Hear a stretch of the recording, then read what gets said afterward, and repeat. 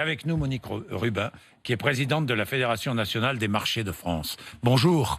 Bonjour, Jean-Jacques Bourdin. Merci vraiment d'être avec nous. Cette décision, est-ce qu'il fallait prendre cette décision? Je ne pense pas qu'il faille la prendre ainsi. Si vous permettez, Monsieur Bourdin, j'aimerais remettre un petit peu, recadrer les choses. La loi publiée ce matin, elle a déclaré l'état d'urgence sanitaire pour une durée de 2 mois. Oui. Elle permet au Premier ministre d'ordonner la fermeture des établissements recevant du public, à l'exception, dit la loi, de ceux fournissant des biens et des services de première nécessité. Or, les marchés sont vraiment des producteurs de produits de première nécessité. Ça a toujours été le cas de nos agriculteurs, de nos producteurs, de nos commerçants.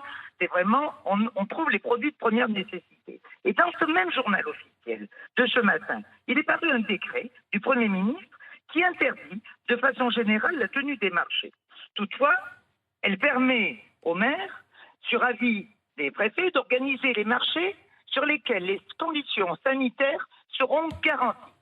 Nous aurions de loin trouvé préférable de poser d'abord le principe d'autorisation en laissant aux préfets et aux maires la possibilité d'interdire les marchés sur lesquels les conditions n'auraient pas été garanties.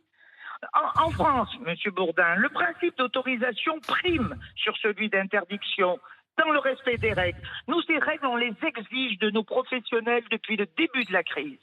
On a eu des marchés pilotes, on a eu des marchés tests, on va dire, Covid responsable. On a organisé, pour exemple, à Valence, un marché exceptionnel où samedi, tout était respecté à la lettre. Le filtrage, l'entrée, le respect des espacements.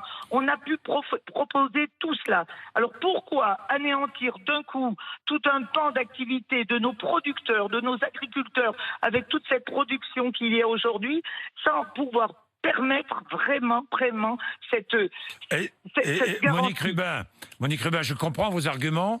Beaucoup d'auditeurs me répondent, mais il faut fermer les marchés et trouver des solutions. Alors, pardon, il y a d'abord, le maire va avoir la possibilité de maintenir, s'il a l'accord du préfet, de maintenir le marché.